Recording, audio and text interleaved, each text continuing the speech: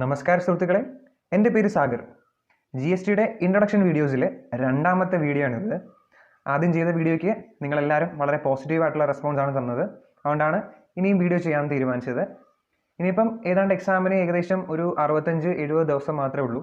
അപ്പോൾ അതിനുള്ളിൽ തന്നെ നമ്മുടെ ടോപ്പിക്ക് ജി എസ് ടി എങ്കിലും മാക്സിമം കവർ ചെയ്യാൻ പറ്റുമെന്നുള്ള പ്രതീക്ഷയിലാണ്. അപ്പോൾ നമുക്ക് വെറുതെ സമയം വേസ്റ്റ് ചെയ്യാതെ ടോപ്പിക്കിലേക്ക് കിടക്കാം. അപ്പോൾ കഴിഞ്ഞ ക്ലാസ്സിൽ നമ്മൾ കുറച്ച് ഇൻട്രൊഡക്ഷൻ പഠിച്ചു അല്ലേ? അതായത് എന്താണ് ടാക്സ് എന്നും ജി എസ് ടി ജസ്റ്റ് എന്താണെന്നും അതിൻ്റെ ഫ്ലോ എങ്ങനെയാണെന്നും ഡയറക്റ്റ് ടാക്സും ഇൻഡയറക്റ്റ് ടാക്സും തമ്മിലുള്ള വ്യത്യാസം പഠിച്ചു അല്ലേ? പിന്നെ കോൺസ്റ്റിറ്റ്യൂഷണൽ വാലിഡിറ്റി അല്ലേ, നമ്മുടെ കോൺസ്റ്റിറ്റ്യൂഷനിൽ വരുത്തിയ മാറ്റങ്ങളും ആ മാറ്റങ്ങൾ കൊണ്ട് ഉണ്ടായ സിഗ്നിഫിക്കൻസ് എന്ന ഫീച്ചേഴ്സും കാര്യങ്ങളൊക്കെ നമ്മൾ ഡീറ്റെയിൽ ആയിട്ട് കഴിഞ്ഞ ക്ലാസ്സിൽ പഠിച്ചു.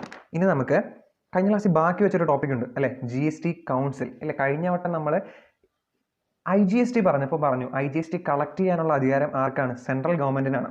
എന്നിട്ട് പാർലമെൻറ്റിൻ്റെ നിർദ്ദേശപ്രകാരം അത് സെൻട്രലിനും സ്റ്റേറ്റിനും ഡിവൈഡ് ചെയ്ത് കൊടുക്കുമെന്ന് നമ്മൾ പറഞ്ഞു അല്ലേ. അപ്പോൾ ഇങ്ങനെ ഡിവൈഡ് ചെയ്ത് കൊടുക്കാൻ വേണ്ടി റെക്കമെൻഡ് ചെയ്യുന്നത് ജി എസ് ടി കൗൺസിലാണെന്ന് നമ്മൾ പറയുകയുണ്ടായി. അപ്പം ജി എസ് ടി കൗൺസിൽ എന്താണെന്ന് പഠിക്കണ്ടേ? വളരെ ഇമ്പോർട്ടൻ്റ് ആയിട്ടുള്ള ഒരു ടോപ്പിക്കാണ് ജി എസ് ടി കൗൺസിൽ എന്താണ്. അപ്പോൾ നമുക്ക് ഇനി അടുത്തത് ജി എസ് ടി കൗൺസിൽ എന്താണെന്ന് പഠിക്കാം. G S T council. അപ്പം നമ്മൾ അവിടെ തന്നെ ജി എസ് ടി കൗൺസിൽ എന്ന് കേട്ടപ്പോൾ നമുക്കൊരു ചെറുതായിട്ട് കത്തിക്കാണ് അല്ലേ. എന്തൊക്കെയോ കുറേ അധികാരങ്ങളുള്ള ജി എസ് ടിക്ക് മേലെ കുറേ അധികാരങ്ങളും അവകാശങ്ങളും ഒക്കെ ഉള്ള ഒരു ഓർഗനൈസേഷൻ ആണോ അല്ലേ, അല്ലെങ്കിൽ ഒരു ഗവൺമെൻറ്റിൻ്റെ ഡിപ്പാർട്ട്മെൻ്റ് ആണോ ജി എസ് ടി കൗൺസിൽ എന്ന് നമുക്കൊരു സംശയം വന്നു. അപ്പോൾ നമുക്ക് ജി എസ് ടി കൗൺസിൽ എന്താണെന്ന് നോക്കാം. ഒന്നാമത്തെ പോയിന്റ്, ആർട്ടിക്കിൾ 279A നമ്മുടെ ഇന്ത്യൻ കോൺസ്റ്റിറ്റ്യൂഷനിലെ ആർട്ടിക്കിൾ 279A പ്രകാരം ജി എസ് ടി കൗൺസിൽ എന്ന കൗൺസിൽ കോൺസ്റ്റിറ്റ്യൂട്ട് ചെയ്യാൻ ഫോമുലേറ്റ് ചെയ്യാനുള്ള അധികാരം പ്രസിഡന്റ് ഓഫ് ഇന്ത്യക്കാണ്. ആർക്കാണ്? പ്രസിഡന്റ് ഓഫ് ഇന്ത്യക്കാണ്. അപ്പം പ്രസിഡന്റ് ഓഫ് ഇന്ത്യക്കാണ് G S T council constitute ചെയ്യാനുള്ള അധികാരം നമ്മുടെ കോൺസ്റ്റിറ്റ്യൂഷൻ കൊടുത്തിരിക്കുന്നത് ആർട്ടിക്കിൾ 279A പ്രകാരം.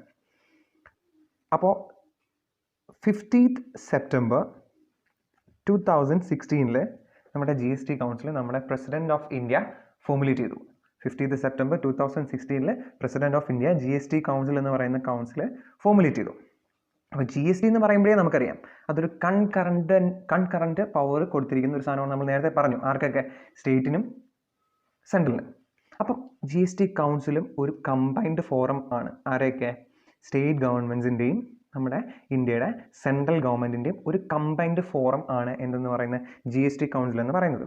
ഇതിൽ സ്റ്റേറ്റിൻ്റെ കുറച്ച് ആൾക്കാരും കാണും, സെൻട്രലിൻ്റെ കുറച്ച് ആൾക്കാരും കാണും അല്ലേ. ഇവരെല്ലാവരും കൂടെ ഒത്തുചേർന്നിട്ടായിരിക്കും ജി എസ് ടി സംബന്ധിക്കുന്നുള്ള തീരുമാനങ്ങളും റേറ്റ്സും ഡിസ്പ്യൂട്ടും കാര്യങ്ങളൊക്കെ എല്ലാം തീരുമാനിക്കുന്നതൊക്കെ ഇവരൊക്കെ ചേർന്നിട്ടായിരിക്കും. അപ്പോൾ നമുക്ക് ജി എസ് ടി കൗൺസിലിൽ ആരൊക്കെയാണുള്ളത് നോക്കാം. ഒന്നാമത്തെ ആൾ, എല്ലാ ഓർഗനൈസേഷനും ഏതൊരു സംഘടന തുടങ്ങിയാലും അതിനൊരു ചെയർമാൻ കാണും. അപ്പോൾ നമ്മുടെ ജി എസ് ടി കൗൺസിലിന് എന്തുണ്ടൊരു ചെയർമാൻ ഉണ്ട്. ജി എസ് ടി കൗൺസിലിൻ്റെ ചെയർമാൻ നമുക്ക് ആരാ നോക്കാം. ആരായിരിക്കും? Union finance minister. ആരായിരിക്കും? Union finance minister. അതായത് ഇന്ത്യയുടെ ഫിനാൻസ് മിനിസ്റ്റർ ആയിരിക്കും ജി എസ് ടി കൗൺസിലിൻ്റെ ചെയർമാൻ. ഇന്ത്യയുടെ ഫിനാൻസ് മിനിസ്റ്റർ ആയിരിക്കും എപ്പോഴും ജി എസ് ടി കൗൺസിലിൻ്റെ ചെയർമാൻ. ഇപ്പോഴത്തെ ഫിനാൻസ് മിനിസ്റ്റർ ആരാണ്? നിർമ്മല സീതാരാമൻ. അപ്പോൾ ചെയർമാനായി. ഇനി ചെയർമാൻ ആയിക്കഴിഞ്ഞാൽ നമ്മൾ എപ്പോഴും പറയുന്ന രണ്ടാമത്തെ വാക്കാണ് വൈസ് ചെയർമാൻ എന്നല്ലേ. അപ്പോൾ വൈസ് ചെയർമാൻ ആരായിരിക്കും? വൈസ് ചെയർമാൻ വലിയ കാര്യമൊന്നുമില്ല. അതായത് ബാക്കിയുള്ള ഈ ചെയർമാൻ ഒഴികെ ബാക്കിയുള്ള എല്ലാവരും ഇല്ലേ, അവരിൽ നിന്ന് എല്ലാവരും കൂടെ തിരഞ്ഞെടുക്കുന്ന ഒരാളായിരിക്കും ജി എസ് ടിയുടെ വൈസ് ചെയർമാൻ എന്ന് പറയുന്നത്. അപ്പോൾ നമുക്ക് വൈസ് ചെയർമാനായിട്ട് തിരഞ്ഞെടുക്കാൻ പറ്റുന്നത് ആരൊക്കെയാ നോക്കാം. അതായത് ബാക്കിയുള്ള ആൾക്കാർ ആരൊക്കെയാ നോക്കാം. അതായത് അടുത്തതാണ് state finance ministers. State finance ministers. എല്ലാ സ്റ്റേറ്റിൻ്റെയും ഫിനാൻസ് മിനിസ്റ്റർ നമ്മുടെ ജി എസ് ടി കൗൺസിലിന് മെമ്പറാണ്. നമ്മുടെ ഫിനാൻസ് മിനിസ്റ്റർ ആരാ? തോമസ് ഐസക് സാറാണ് നമ്മുടെ ഈ കേരളത്തിൻ്റെ ഫിനാൻസ് മിനിസ്റ്റർ. അപ്പോൾ എല്ലാ ഫിനാൻസ് മിനിസ്റ്ററും ചിലപ്പോഴൊക്കെ എല്ലാ സാഹചര്യങ്ങളിലും ഫിനാൻസ് മിനിസ്റ്ററിന് എല്ലാ ജി എസ് ടി കൗൺസിൽ കൂടുന്ന സമയത്തും എത്തിച്ചേരണമെന്നില്ല. അപ്പം വേണമെങ്കിൽ ഫിനാൻസ് മിനിസ്റ്ററിൻ്റെ റെപ്രസെൻറ്റേറ്റീവ്സിന് അതേ സ്റ്റേറ്റിനെ റെപ്രസെൻറ്റ് ചെയ്ത് അവിടെ പോകാൻ പറ്റും. അപ്പോൾ ഇത്രയും പേരാണ് എവിടെയുള്ള ജി എസ് ടി കൗൺസിലുള്ളത്. സ്റ്റേറ്റിനെ റെപ്രസെൻറ്റ് ചെയ്ത ആളുകൊണ്ട് സെൻട്രൽ ഗവൺമെൻറ്റിനെ റെപ്രസെൻറ്റ് ചെയ്യുന്ന ആൾക്കാരും ഫിനാൻസ് മിനിസ്റ്ററിലെ ജി എസ് ടി കൗൺസിലിലെ മെമ്പേഴ്സായിട്ടുണ്ട്. ഇനി നിങ്ങളുടെ ഇൻഫർമേഷന് വേണ്ടി ഒരു കാര്യം പറയാം. അതായത് നമ്മുടെ ജി എസ് ടി കൗൺസിലിൻ്റെ 1/3 എന്ന് പറയുന്നത് സെൻട്രൽ ഗവൺമെൻറ്റിനായിരിക്കും അതിൽ വോട്ടിംഗ് ഷെയർസ് ഉള്ളത്. ബാക്കി 2/3 എല്ലാ സ്റ്റേറ്റ് ഗവൺമെൻറ്റ്സിനും. അതായത് നമ്മൾ എങ്ങനെയാണ് പറയുന്നത്? അതായത് ടോട്ടൽ വോട്ടിംഗ് റൈറ്റ്സിലെ, അതായത് ടോട്ടൽ വോട്ടിംഗ് ഷെയറിൻ്റെ 1/3 എപ്പോഴും സെൻട്രൽ ഗവൺമെൻറ് ആയിരിക്കും. അതായത് മെമ്പേഴ്സിൻ്റെ 1/3 സെൻട്രൽ ഗവൺമെൻറ്റിൽ നിന്നുള്ള ആൾക്കാരും ബാക്കിയുള്ള 2/3 ആയിരിക്കും എല്ലാ സ്റ്റേറ്റ് ഗവൺമെൻറ്റ്സിൽ നിന്നും ഉള്ള ആൾക്കാർ. ജസ്റ്റ് നിങ്ങളുടെ അറിവിന് വേണ്ടി പറയുന്നതാണ്. അപ്പോൾ നമ്മൾ എല്ലാ തീരുമാനം എടുക്കുമ്പം എല്ലാവരും ചേരണം അല്ലേ, അല്ലെങ്കിൽ ഒരു മെജോറിറ്റി കിട്ടിക്കഴിഞ്ഞാൽ മാത്രമേ നമുക്കത് തീരുമാനത്തിനെ അക്സെപ്റ്റ് ചെയ്യാൻ പറ്റത്തുള്ളൂ, പാസ്സാക്കാൻ പറ്റത്തുള്ളൂ. ഇപ്പോൾ ഇവിടെ അങ്ങനെയാണ്. പക്ഷേ മെജോറിറ്റി എന്ന് പറയുന്നത് 3/4 ആണ്. അതായത് ടോട്ടലിൻ്റെ 3/4 ആൾക്കാർ, അതിലെ മെമ്പേഴ്സ് ആ തീരുമാനത്തിനെ സപ്പോർട്ട് ചെയ്താൽ മാത്രമേ അതിന് നമുക്ക് എന്തെന്ന് വിളിക്കാൻ പറ്റൂ, മെജോറിറ്റി എന്ന് വിളിക്കാൻ പറ്റൂ. അപ്പം GST കൗൺസിലിൽ തീരുമാനം എടുക്കണമെങ്കിൽ ടോട്ടൽ മെമ്പേഴ്സിൻ്റെ 3/4% എന്ത് ചെയ്യണം, ആ ഒരു കാര്യത്തിനെ അംഗീകരിച്ചിരിക്കണം. അപ്പം GST കൗൺസിലിൻ്റെ ഏകദേശം കുറച്ച് കാര്യങ്ങൾ നിങ്ങൾക്ക് മനസ്സിലായില്ലേ. GST കൗൺസിലിൻ്റെ ഫങ്ഷൻസ് എന്തൊക്കെയാണ് നമുക്ക് ജസ്റ്റ് നമ്മളിപ്പോൾ ഈ പറഞ്ഞ കാര്യങ്ങൾ വെച്ചിട്ട് തന്നെ നമുക്ക് GST കൗൺസിലിൻ്റെ ഫങ്ഷൻസ് എന്തൊക്കെയാണെന്ന് പറയാൻ പറ്റും അല്ലേ. എന്തൊക്കെയായിരിക്കും? ടാക്സ് റേറ്റ് ഫിക്സ് ചെയ്യുക അല്ലേ, എക്സംഷൻസ്, ഏതൊക്കെ സാധനങ്ങളാണ് നമ്മൾ ടാക്സിൽ നിന്ന് എക്സംപ്റ്റ് ചെയ്യേണ്ടത്, അങ്ങനെയുള്ള കാര്യങ്ങൾ, അവിടുത്തെ ലിമിറ്റ്സ് ഫിക്സ് ചെയ്യുക, ഏതെങ്കിലും 2 സ്റ്റേറ്റുകൾ തമ്മിലോ അല്ലെങ്കിൽ GST സംബന്ധിക്കുന്ന ഡിസ്പ്യൂട്ടുകളില്ലേ, ആ ഡിസ്പ്യൂട്ടുകളൊക്കെ സോൾവ് ചെയ്യുക, ഇങ്ങനെയുള്ള കാര്യങ്ങൾ, റൂൾസ് ആൻഡ് റെഗുലേഷൻസ്, GST സംബന്ധിക്കുന്ന നോട്ടിഫിക്കേഷൻസ്, ഇങ്ങനെയുള്ള കാര്യങ്ങളിലെല്ലാം തീരുമാനം എടുക്കുക എന്നുള്ളതാണ് ഈ GST കൗൺസിൽ ചെയ്യേണ്ടത്. ഇതൊക്കെയാണ് GST കൗൺസിലിൻ്റെ ഫങ്ഷൻസ്. GST കൗൺസിലിനെ പറ്റി ഏകദേശം ഇത്രയൊക്കെ പഠിച്ചാൽ മതി. ഇനി നമുക്ക് ഒരു കാര്യം പറയാനുള്ളത്, GST extends to all of India അല്ലേ. GSTയുടെ മോട്ടോ തന്നെ അതാ, എന്താണ്? 1 nation 1 tax. 1 nation 1 tax. 1 nation 1 tax. അതായത് നമ്മുടെ ഇന്ത്യ മുഴുവനും ഒരു ടാക്സ് എന്നതായിരുന്നു GST കൊണ്ടുവന്നതിനുള്ള ഉദ്ദേശം. അത് എല്ലായിടത്തും, ഇപ്പം ജമ്മു ആൻഡ് കാശ്മീർ ഉൾപ്പെടെ നമ്മുടെ ഇന്ത്യയിൽ ഫുൾ എക്സ്റ്റെൻഡ് ചെയ്യുന്ന ഒരു ടാക്സ് സിസ്റ്റമാണ് GST എന്ന് പറയുന്നത്. അപ്പം ഇന്ത്യ എന്താണെന്ന് നമ്മൾ അറിയണ്ടേ അല്ലേ, ഇന്ത്യയുടെ ഡെഫിനേഷൻ എന്താണെന്ന് നമ്മൾ മനസ്സിലാക്കണ്ടേ. വാട്ട് ഈസ് ഇന്ത്യ, ഇന്ത്യയിൽ ആരൊക്കെയാണ് വരുന്നത്, ഇന്ത്യയിൽ എന്തൊക്കെയാണ് വരുന്നതെന്ന് നമുക്ക് മനസ്സിലാക്കണം. അപ്പോൾ നമുക്ക് ഇന്ത്യ എന്തൊക്കെയാണെന്ന് നോക്കാം. ഇന്ത്യ ഡിഫൈൻ ചെയ്തിരിക്കുന്ന സെക്ഷൻ എന്ന് പറയുന്നത് സെക്ഷൻ 2 സബ്സെക്ഷൻ 56. നമുക്കറിയാം അല്ലേ, എല്ലാ സെക്ഷനുകൾ ഏതൊരു ആക്ട് എടുത്താലും അതിൽ രണ്ടാമത്തെ സെക്ഷൻ എന്ന് പറയുന്നത് എന്തായിരിക്കും, എപ്പോഴും ഡിഫൈനിങ് സെക്ഷൻ ആയിരിക്കും. അപ്പം GSTയിൽ ഇന്ത്യ ഡിഫൈൻ ചെയ്തിരിക്കുന്ന സെക്ഷൻ 2 സബ്സെക്ഷൻ 56 ആണ്. അപ്പോൾ 2 സബ്സെക്ഷൻ 56 പ്രകാരം ഇന്ത്യ എന്താണെന്ന് നോക്കാം.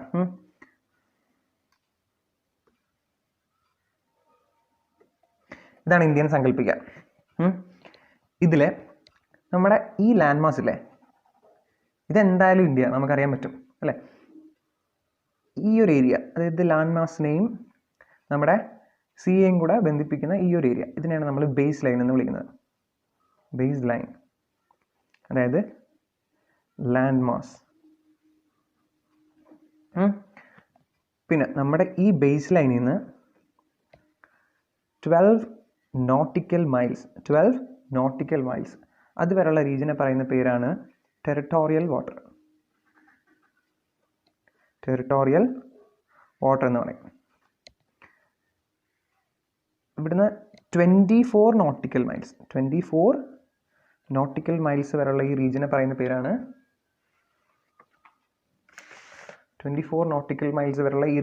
പേരാണ് കോണ്ടിനെന്റൽ ഷെൽഫ്.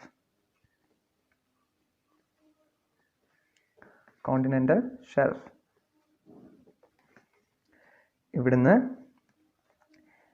200 നോട്ടിക്കൽ മൈൽസ് വരെയുള്ള റീജിയനെ പറയുന്ന പേരാണ് എക്സ്ക്ലൂസീവ് എക്കണോമിക് സോൺ എന്ന് പറയുന്നത്. അപ്പോൾ നമ്മുടെ ഇന്ത്യക്ക് ചുറ്റുമുള്ള സീയെ നമ്മൾ ഇതാ ഇങ്ങനെയാണ് തരംതിരിച്ചിരിക്കുന്നത്. അതായത് 12 നോട്ടിക്കൽ മൈൽസ് വരെയുള്ള റീജിയൻ. അപ്പോൾ ഈ നോട്ടിക്കൽ മൈൽസ് എന്താണെന്ന് അറിയണ്ടേ, അതായത് നമ്മൾ ഡിസ്റ്റൻസിനെ മെഷർ ചെയ്യാൻ ഉപയോഗിക്കുന്ന ഒരു യൂണിറ്റാണ് നോട്ടിക്കൽ മൈൽസ് എന്ന് പറയുന്നത്. അതായത് കിലോമീറ്റർ എന്ന് പറയത്തില്ലേ, ആ കിലോമീറ്റർ പോലെ ഡിസ്റ്റൻസിനെ മെഷർ ചെയ്യാൻ വേണ്ടി ഉപയോഗിക്കുന്ന ഒരു മെഷർമെൻ്റ് ആണ് നോട്ടിക്കൽ മൈൽസ് എന്ന് പറയുന്നത്. ഏകദേശം ഒരു നോട്ടിക്കൽ മൈൽ എന്ന് പറയുന്നത് 1.852 കിലോമീറ്റേഴ്സ് ആണ്. ഏകദേശം 1.25 കൂടുതൽ, 1.25 കിലോമീറ്റർ ആണ്, 1.25 കൂടുതൽ വരും. അതാണ് ഒരു നോട്ടിക്കൽ മൈൽ എന്ന് പറയുന്നത്.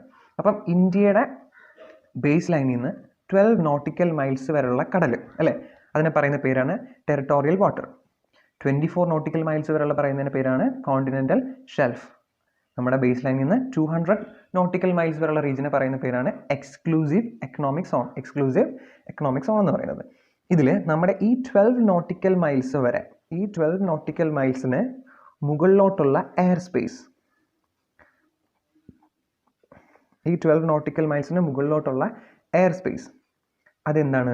ഇന്ത്യയാണ്. ഈ 12 നോട്ടിക്കൽ മൈൽസിന് മുകളിലുള്ള എയർ സ്പേസ് എന്താണ്? ഇന്ത്യയാണ്. അതുപോലെ ഈ 12 നോട്ടിക്കൽ മൈൽസിന് താഴെയുള്ള, അതായത് നമ്മുടെ കടലിന് താഴെ എന്തുണ്ട്? സീയുടെ താഴെ ലാൻഡില്ലേ, മണ്ണില്ലേ, അതിന് നമ്മൾ പറയുന്ന പേരാണ് സീ ബെഡ് എന്ന് പറയും. അതെന്ന് പറയും സീ ബെഡ് എന്ന് പറയും. 12 നോട്ടിക്കൽ മൈൽസിന് താഴെയുള്ള സീ ബെഡും എന്ത് തന്നെയാണ്? ഇന്ത്യ തന്നെയാണ്. അത് കൂടാതെ നമ്മുടെ ഈ കോണ്ടിനെൻ്റൽ ഷെൽഫും എക്സ്ക്ലൂസീവ് എക്കണോമിക് സോണും ഉള്ള വാട്ടർ അതും എന്താണ്? ഇന്ത്യ തന്നെയാണ്. അപ്പോൾ ഇന്ത്യയിൽ ഉൾപ്പെടുന്ന സാധനങ്ങൾ ഏതൊക്കെയാണ് വരുന്നത്? ഒന്നാമത്തത് നമ്മുടെ ലാൻഡ് മാസ്, ഇന്ത്യയുടെ ബോർഡറിന് ചുറ്റുമുള്ള എല്ലാ ലാൻഡും അതെന്ത് തന്നെയാണ്? ഇന്ത്യ തന്നെയാണ്. കൂടാതെ ഇന്ത്യയുടെ ബേസ് ലൈനിൽ നിന്നും 12 നോട്ടിക്കൽ മൈൽസ്, അതായത് ടെറിട്ടോറിയൽ വാട്ടർ വരെയുള്ള എയർ സ്പേസും ഇന്ത്യയുടെ തന്നെയാണ്. അവിടുന്ന് താഴോട്ടുള്ള സീ ബെഡും എന്ത് തന്നെയാണ്? ഇന്ത്യ തന്നെയാണ്. കൂടാതെ ബേസ് ലൈനിൽ നിന്നും 24 നോട്ടിക്കൽ മൈൽസ് ഉള്ള കോണ്ടിനെൻ്റൽ ഷെൽഫും അവിടുന്ന് 200 മൈൽസ് വരെയുള്ള എക്സ്ക്ലൂസീവ് എക്കണോമിക് സോൺ വരെയുള്ള വാട്ടറും, ഇവിടം വരെയുള്ള വാട്ടർ, ഇവിടുത്തെ സീ ബെഡ് ഇന്ത്യയുടേതല്ല, പക്ഷേ അവിടെ വരെയുള്ള വാട്ടറും ഇന്ത്യയുടെ തന്നെയാണ്. അപ്പം ഈ പറഞ്ഞ സ്ഥലങ്ങളിൽ എവിടെ വെച്ച് ഒരു ഗുഡ്സോ സർവീസോ അല്ലെങ്കിൽ ബോത്തിൻ്റെയോ ഒരു സപ്ലൈ നടന്നാൽ നമുക്ക് അവിടെ ഈടാക്കാം? GST ഈടാക്കാം. മനസ്സിലായില്ലേ? അപ്പോൾ ഇന്ത്യ എന്ന് പറഞ്ഞാൽ എന്താണെന്ന് മനസ്സിലായി? നിങ്ങൾക്ക് എന്തെങ്കിലും ഡൗട്ടോ കാര്യങ്ങളോ എന്തെങ്കിലും ഉണ്ടെങ്കിൽ കമൻറ്റിൽ മെൻഷൻ ചെയ്താൽ മതി, ഞാൻ ഉറപ്പായിട്ട് റിപ്ലൈ തരുന്നതായിരിക്കും. അപ്പോൾ ഇന്ത്യ എന്ന് പറഞ്ഞാൽ എന്താണ്? നമ്മുടെ ഇന്ത്യയുടെ ഹോൾ ലാൻഡ് മാസ് വരും. കൂടാതെ ബേസ് ലൈനിൽ നിന്നും 12 നോട്ടിക്കൽ മൈൽസ് വരെയുള്ള എയർ സ്പേസും ഇന്ത്യയാണ്. ബേസ് ലൈനിൽ നിന്നും 12 നോട്ടിക്കൽ മൈൽസ് വരെയുള്ള സീ ബെഡ്, ആ സീ ലാൻഡും ഇന്ത്യയുടെ തന്നെയാണ്. കൂടാതെ കോണ്ടിനെൻ്റൽ ഷെൽഫും എക്സ്ക്ലൂസീവ് എക്കണോമിക് സോണും, കോണ്ടിനെൻ്റൽ ഷെൽഫും എക്സ്ക്ലൂസീവ് എക്കണോമിക് സോണും അവിടെയുള്ള വാട്ടറും എന്ത് തന്നെയാണ്? ഇന്ത്യയുടെ തന്നെ ആണ്. മനസ്സിലായില്ലേ? അപ്പം ഇവിടെയൊക്കെ വെച്ച് എന്ത് ഗുഡ്സ് ആൻഡ് സർവീസിൻ്റെ സപ്ലൈ നടന്നാലും നമുക്ക് ഇന്ത്യയിൽ എന്ത് മേടിക്കാം? GST മേടിക്കാൻ പറ്റും. നമുക്ക് എന്ത് മേടിക്കാൻ പറ്റും? ഇന്ത്യയിൽ GST മേടിക്കാൻ പറ്റും. മനസ്സിലായില്ലേ? ഇനി നമുക്ക് അടുത്ത ടോപ്പിക്കിലേക്ക് കിടക്കാം. അപ്പോൾ നമ്മൾ ഇന്നലെ ഡിസ്കസ് ചെയ്തിരുന്നു അല്ലേ, 1954 ഫ്രാൻസ് ആണ് ആദ്യമായി GST എന്ന് പറയുന്ന ഒരു ടാക്സ് റിഫോം സ്വീകരിച്ചത് അല്ലേ. 1954 ഫ്രാൻസ് സ്വീകരിച്ചു. എന്നിട്ട് ഇപ്പോൾ ഏകദേശം 160ഓളം രാജ്യങ്ങൾ GST ഫോളോ ചെയ്യുന്നുണ്ട്. അപ്പം നമ്മളും ഇവർ ആരുടെയൊക്കെയോ കയ്യിൽ നിന്ന് കുറച്ച് കാര്യങ്ങളായിട്ട് അഡോപ്റ്റ് ചെയ്തിട്ടാണ് നമ്മളും ഒരു GST സ്ട്രക്ചർ നിലവിൽ വരുത്തിയത്. അപ്പം നമ്മൾ ഉപയോഗിക്കുന്ന GST സ്ട്രക്ചറാണ് ഡ്യുവൽ GST സ്ട്രക്ചർ. നമ്മൾ പറഞ്ഞു സ്റ്റേറ്റിനും സെൻട്രലിനും ഒരുപോലെ അവരുടേതായിട്ടുള്ള പവർ കൊടുത്തിട്ടുള്ള GST സ്ട്രക്ചർ. അപ്പം ഇത് നമ്മൾ എവിടുന്ന കടവെടുത്തേന്ന് അറിയണ്ടേ? അപ്പം നമ്മുടെ വേൾഡിൽ 3 തരത്തിലുള്ള 3 മോഡൽസ് ഉണ്ടായിരുന്നു GST. വേൾഡിൽ മൊത്തം 3 മോഡൽസ് ഉണ്ട്. ഒന്നെന്ന് പറയുന്നത് ഓസ്ട്രേലിയൻ മോഡൽ, രണ്ടെന്ന് പറയുന്നത് American model, America USA American model, മൂന്നെന്ന് പറയുന്നത് കനേഡിയൻ മോഡൽ. ഈ 3 മോഡൽസാണ് നമ്മുടെ വേൾഡിൽ അന്ന് വരെ GST 3 ടൈപ്പ് ആയിരുന്നു. അത് നമുക്ക് എന്താണെന്ന് പറയുമ്പോൾ നിങ്ങൾക്ക് മനസ്സിലാവും. ഓസ്ട്രേലിയൻ മോഡൽ എന്ന് പറയുന്നത് ഫുൾ ടാക്സും കളക്ട് ചെയ്യുന്നത് ആരായിരിക്കും എന്ന് അറിയാമോ? ഫുൾ ടാക്സും കളക്ട് ചെയ്യുന്നത് സെൻട്രൽ ഗവൺമെൻറ് ആയിരിക്കും. അതായത് സെൻട്രൽ ഗവൺമെൻറ് ആയിരിക്കും ആ ഫുൾ ടാക്സുകളും കളക്ട് ചെയ്യുന്നത്. ഫുൾ പവേഴ്സും എല്ലാ കാര്യങ്ങളും സെൻട്രൽ ഗവൺമെൻറ്റിലാണ് ഉള്ളത്. USA എന്ന് പറഞ്ഞാൽ ഇതിന് നേരെ ഓപ്പോസിറ്റ്, ഫുൾ സാധനങ്ങളും കളക്ട് ചെയ്യുന്നത് സ്റ്റേറ്റ് ആയിരിക്കും. അപ്പോൾ നമ്മുടെ ഇന്ത്യയിൽ GST അഡോപ്റ്റ് ചെയ്യാൻ തീരുമാനിച്ച സമയത്ത് ഓസ്ട്രേലിയൻ മോഡൽ പറ്റുമോ? ഇല്ല. കാരണം സ്റ്റേറ്റ് ഗവൺമെൻറ് ഭരിക്കുന്നത് NDA ആണ്. അപ്പം സെൻട്രൽ ഗവൺമെൻറ് ഭരിക്കുന്നത് NDA ആണ്. ബാക്കിയുള്ള സ്റ്റേറ്റുകളൊക്കെ ഭരിക്കുന്നത് NDA ആണോ? അല്ല. നമ്മുടെ നാട്ടിലെ LDF അങ്ങനെ ബാക്കിയുള്ള സ്ഥലങ്ങളിലൊക്കെ വേറെ ഒരുപാട് പൊളിറ്റിക്കൽ പാർട്ടീസാണ്. അപ്പം അത് അവർ സമ്മതിച്ചു കൊടുക്കില്ല. നമ്മുടെ ഒരു ഡെമോക്രസിയാണ്. അപ്പോൾ ഒട്ടും സമ്മതിച്ചു കൊടുക്കില്ല. USA മോഡൽ, അതായത് അമേരിക്കൻ മോഡൽ എടുക്കാന്ന് വെച്ചാൽ അതൊട്ടും പറ്റത്തില്ല. പല സ്റ്റേറ്റും ഭരിക്കുന്നത് പല പാർട്ടീസാണ്. അപ്പം തിരിച്ച് നേരത്തെ പറഞ്ഞതുപോലെ പ്രശ്നങ്ങൾ സംഭവിക്കും. പക്ഷെ കനേഡിയൻ മോഡലാണ് സ്റ്റേറ്റിന് അതിൻ്റേതായ അധികാരം, സെൻട്രലിന് അതിൻ്റേതായ അധികാരം. അപ്പം രണ്ടുപേരും കൂടെ ചേർന്നിട്ടാണ് എന്ത് ചെയ്യുന്നത്? കനേഡിയൻ മോഡലിൽ GST കളക്ട് ചെയ്തുകൊണ്ടിരുന്നതും അതിൻ്റെ പവറും കാര്യങ്ങളും എല്ലാം ഈ 2 പേർക്കും കൂടെ. അപ്പം ഈ ഒരു കനേഡിയൻ മോഡലാണ് നമ്മൾ എന്ത് ചെയ്തത്? അഡോപ്റ്റ് ചെയ്തത്. ഈ കനേഡിയൻ മോഡലിന് പറയുന്ന പേരാണ് ഡ്യുവൽ GST മോഡൽ. അതായത് സ്റ്റേറ്റിനും സെൻട്രലിനും അവരുടേതായിട്ടുള്ള അധികാരം കൊടുത്തിട്ടുണ്ട് അല്ലേ. സ്റ്റേറ്റിന് എന്ത് ചെയ്യുക? നമ്മുടെ ടാക്സ് ലെവി ചെയ്യാനുള്ള അധികാരമുണ്ട്. സെൻട്രലിനും സൈമിൾട്ടേനിയസ്ലി ടാക്സ് ലെവി ചെയ്യാനുള്ള അധികാരം ഉണ്ട്. അപ്പോൾ നമുക്ക് ജസ്റ്റ് ഒരു എക്സാമ്പിൾ നോക്കാം. അതായത് ഒരു ഗുഡ്സിൻ്റെ വാല്യൂ എന്ന് പറയുന്നത് 1,00,000 1,00,000 rupees. GST ഗവൺമെൻറ് പ്രകാരം 18% ആണ്. അപ്പോൾ നമ്മുടെ ഈ ഡ്യുവൽ GST മോഡൽ പ്രകാരം ഇതിൻ്റെ കറക്റ്റ് പകുതി 9% സെൻട്രൽ ഗവൺമെൻറ് ആയിരിക്കും CGST. 1,00,000-ൻ്റെ 9% CGST ആയിരിക്കും. അതേ സമയത്ത് ഇതേ സെയിം ബാക്കിയുള്ള 18-ൻ്റെ ബാക്കിയുള്ള 9% എന്ന് പറയുന്നത് SGST ആയിരിക്കും. ഇനി വേറെ സിറ്റുവേഷൻ ആലോചിച്ച് നോക്കി. അതായത് സ്റ്റേറ്റ് അല്ല അതൊരു യൂണിയൻ ടെറിട്ടറി ആണെങ്കിൽ യൂണിയൻ ടെറിട്ടറി ആണെങ്കിൽ അവിടെ എന്ത് വരും? UTGST വരും. അത്രേ ഉള്ളൂ, UTGST വരും. വേറെ പ്രശ്നമൊന്നുമില്ല. അപ്പോൾ സ്റ്റേറ്റിന് 1,00,000-ൻ്റെ 9%ആയിട്ടുള്ള 9,000 രൂപ GST ഈടാക്കാം. നമ്മുടെ സെൻട്രൽ ഗവൺമെൻറ്റിന് 9,000, അതുപോലെ സ്റ്റേറ്റ് അല്ലെങ്കിൽ യൂണിയൻ ഗവൺമെൻറ്റിന് എത്ര രൂപ? 9,000 രൂപ, 9,000 rupees GST ഈടാക്കാം. മനസ്സിലായി? അപ്പം ഈ ഗുഡ്സിൻ്റെ വില എന്തായിട്ട് മാറും? 1,18,000 ആയിട്ട് മാറും. മനസ്സിലായില്ലേ? ജസ്റ്റ് സിമ്പിളായിട്ട് നിങ്ങൾക്ക് അറിയാവുന്ന കാര്യം ഞാൻ ജസ്റ്റ് ഒന്ന് ഇല്ലുസ്ട്രേറ്റ് ചെയ്ത് കാണിച്ചു തന്നുള്ളൂ. ഇതാണ് ഡ്യുവൽ GST മോഡൽ. ഇതാണ് എന്തെന്ന് പറയുന്നത്? ഡ്യുവൽ GST മോഡൽ എന്ന് പറയുന്നത്. മനസ്സിലായില്ലേ? ഇനി നമുക്ക് നമ്മൾ GSTയുടെ ഒരു ഡെഫിനേഷൻ നോക്കാം അല്ലേ? അതായത് GSTയുടെ ഡെഫിനേഷൻ അല്ല, നിങ്ങൾ ഇങ്ങനെ അത് പഠിക്കേണ്ട ആവശ്യമൊന്നുമില്ല. നമ്മൾ ഇത്രയും നേരം പഠിച്ച കാര്യങ്ങളെല്ലാം കൂടെ നമ്മളൊന്ന് സമ്മപ്പ് ചെയ്യാൻ പോവാം. നമ്മളിപ്പോൾ ഈ പഠിച്ച ഈ ബേസിക്സ് എല്ലാം കൂടെ ചേരുന്നതാണ് GST. അപ്പോൾ നമുക്ക് എന്താണ് GST എന്ന് നോക്കാം അല്ലേ? GST എന്ന് പറഞ്ഞാൽ എന്താണെന്ന് നമുക്ക് നോക്കാം. ഒന്നാമത്തെ പോയിന്റ് നമ്മളെല്ലാവരും പറഞ്ഞേ GST എന്ന് പറഞ്ഞാൽ എന്താണ്? ഒരു സപ്ലൈ ബേസ്ഡ് ടാക്സ് ആണ് അല്ലേ? GST means tax on supply of goods and services. GST means tax on supply of goods and services. Tax on supply of goods and services. സാധനങ്ങളും സേവനങ്ങളും ഇത് രണ്ടും സപ്ലൈ ചെയ്യുന്ന സമയത്ത് ഈടാക്കുന്ന ഒരു ടാക്സ് ആണ് എന്തെന്ന് പറയുന്നത്? GST എന്ന് പറയുന്നത്. ചിലപ്പം ഗുഡ്സ് ആവാം, ചിലപ്പോൾ സർവീസ് ആവാം, ഓർ ബോത്ത് ഗുഡ്സോ സർവീസോ അല്ലെങ്കിൽ ബോത്തോ, ഇത് രണ്ടും സപ്ലൈ ചെയ്യുന്ന സമയത്ത് നമ്മൾ ഈടാക്കുന്ന ടാക്സ് ആണ് എന്തെന്ന് പറയുന്നത്? GST എന്ന് പറയുന്നത്. പക്ഷേ ഇതിൽ ഒരു കാര്യം നമ്മൾ എന്ത് ചെയ്തിരിക്കും? എക്സ്ക്ലൂഡ് ചെയ്തിരിക്കുക. ഏതാണ്? Except the supply of alcoholic liquor for human consumption. Alcoholic liquor for human consumption നമ്മൾ GST എന്ന് എന്ത് ചെയ്തിരിക്കുകയാണ്? ഒഴിവാക്കിയിരിക്കുകയാണ്. മനസ്സിലായില്ലേ? ഇനി GST എന്ന് പറയുന്നത് ഒരു ഡെസ്റ്റിനേഷൻ ബേസ്ഡ് ടാക്സ് ആണ്. നമ്മൾ ഫസ്റ്റ് തന്നെ അതിൻ്റെ ഒരു ഫ്ലോ പറഞ്ഞപ്പോഴത്തേക്ക് പറഞ്ഞു അല്ലേ? GST എന്ന് പറഞ്ഞാൽ എന്താണ്? ഒരു ഡെസ്റ്റിനേഷൻ ബേസ്ഡ് ടാക്സ് ആണ്. Destination based tax. GST എന്ന് പറയുന്നത് എന്താണ്? ഒരു ഡെസ്റ്റിനേഷൻ ബേസ്ഡ് ടാക്സ് ആണ്. നമ്മൾ പറഞ്ഞു ഇതിൻ്റെ എല്ലാ ബേർഡനും അവസാനം ഭവിക്കുന്നത് ആർക്കാ? നമ്മുടെ അൾട്ടിമേറ്റ് കൺസ്യൂമർക്കാണ്. അതായത് ഫൈനലി അത് എവിടെയാണ് ചെന്ന് ഡെസ്റ്റിനേറ്റ് ചെയ്യുന്നത്, അവിടെ ആ ലാസ്റ്റ് എൻഡിലുള്ള ആളായിരിക്കും GST ഫുള്ള് സഫർ ചെയ്യേണ്ടത് അല്ലേ? അത് നമ്മൾ പറഞ്ഞു. അപ്പം ഇതിൻ്റെ full burden shift to the customer. Burden എല്ലാം എവിടെ ചെന്നായിരിക്കും അവസാനിക്കുന്നത്? കസ്റ്റമറിലായിരിക്കും ഈ GSTയുടെ ബേർഡൻ മൊത്തം ചെന്ന് അവസാനിക്കുന്നത്. ഇനി ഇതിൽ 2 ഇമ്പോർട്ടൻറ്റ് പോയിന്റ് ഇൻട്രൊഡ്യൂസ് ചെയ്യാൻ വേണ്ടിയിട്ടാണ് ഞാൻ ഈ കാര്യം പറഞ്ഞു തുടങ്ങിയത് തന്നെ. ഒന്നാമത്തത് കാസ്കേഡിങ് എഫക്റ്റ്.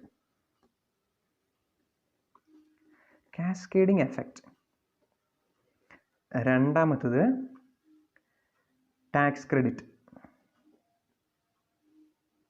കാസ്കേഡിങ് എഫക്റ്റും ടാക്സ് ക്രെഡിറ്റും ഈ 2 പോയിന്റ് വളരെ ഇമ്പോർട്ടൻ്റ് ആണ്.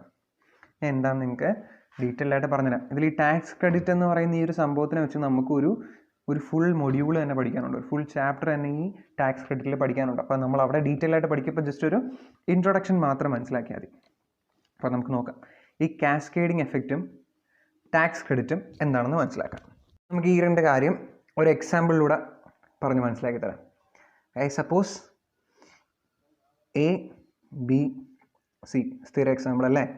അപ്പം A എന്ന് പറയുന്ന വ്യക്തി ഒരു ഗുഡ്സ് മാനുഫാക്ചർ ചെയ്ത് അവൻ്റെ പ്രോഫിറ്റും കൂടെ ചേർത്തിട്ട് 100 രൂപയായി. അവൻ്റെ പ്രോഫിറ്റും കൂടെ ചേർത്തിട്ട് 100 രൂപയായി. ഈ 100 രൂപയ്ക്ക് സെല് ചെയ്യാൻ അവന് പറ്റുമോ? ഇല്ല.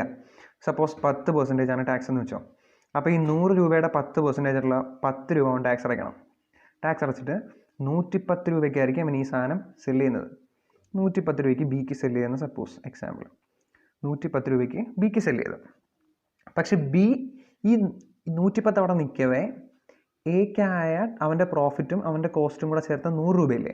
ഈ 100 രൂപയുടെ കൂടെ അവൻ്റെ പ്രോഫിറ്റ് ആയിട്ടുള്ള ഒരു 20 രൂപ പ്രോഫിറ്റ് ആഡ് ചെയ്ത് ഇപ്പം 120 രൂപയായി. 20 രൂപ പ്രോഫിറ്റ് ആഡ് ചെയ്ത് 120 രൂപയായി. ഗുഡ്സിൻ്റെ വില 120 ആയി. ഈ 120-ൽ 10% ടാക്സ്, അതായത് 12 രൂപ. 120-ൽ 10% ടാക്സ് 12 രൂപ. 12 രൂപയാണ് അവന് അടയ്ക്കാനുള്ളത്. പക്ഷേ അവൻ എന്ത് ചെയ്തില്ല, 12 രൂപ ടാക്സ് അടയ്ക്കത്തില്ല. കാരണം അവൻ 110 രൂപയ്ക്ക് ഗുഡ്സ് മേടിച്ചപ്പോൾ 10 രൂപ ഓൾറെഡി ടാക്സ് അടച്ചിട്ടുണ്ട് അല്ലേ. 110 രൂപയ്ക്കല്ലേ അവൻ ഗുഡ്സ് വാങ്ങിച്ചത്. അപ്പോൾ ഓൾറെഡി എക്ക് 10 രൂപ ടാക്സ് അടച്ചിട്ടുണ്ട്. ആ ടാക്സിൻ്റെ 10 രൂപ കുറച്ചിട്ട് 2 രൂപ മാത്രമേ എന്ത് ചെയ്യുള്ളൂ, ടാക്സ് അടയ്ക്കത്തുള്ളൂ.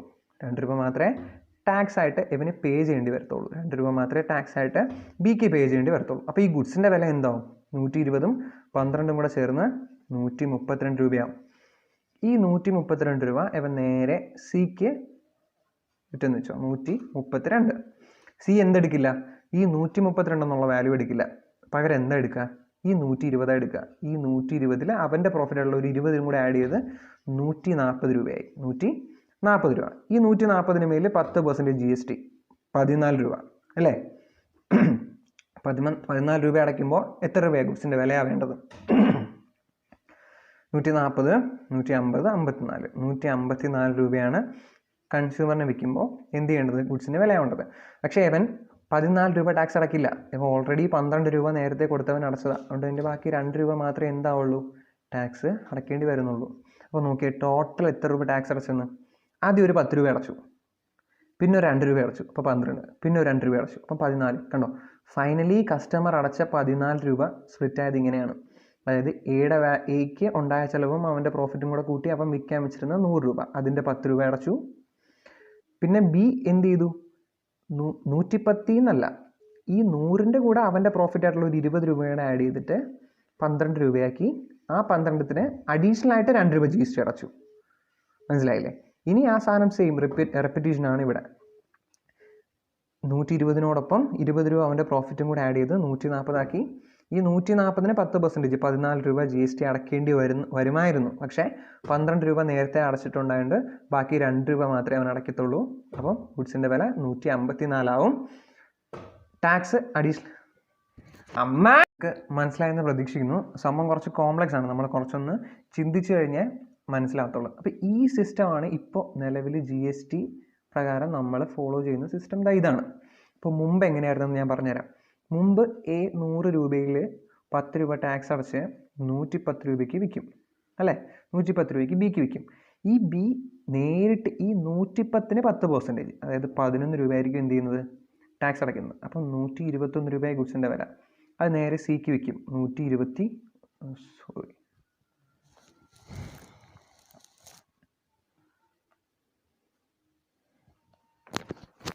ഇനി പഴയ കാര്യം ഞാൻ എങ്ങനെയാണെന്ന് പറഞ്ഞുതരാം. മുമ്പ് എങ്ങനെയായിരുന്നെന്ന് വെച്ച് കഴിഞ്ഞാൽ 100 രൂപ ഗുഡ്സിൻ്റെ വിലയിൽ 10% ആയിട്ടുള്ള 10 രൂപ ടാക്സ് അടച്ച് 110 രൂപയ്ക്കായിരിക്കും ബിക്ക് വിൽക്കുന്നത്.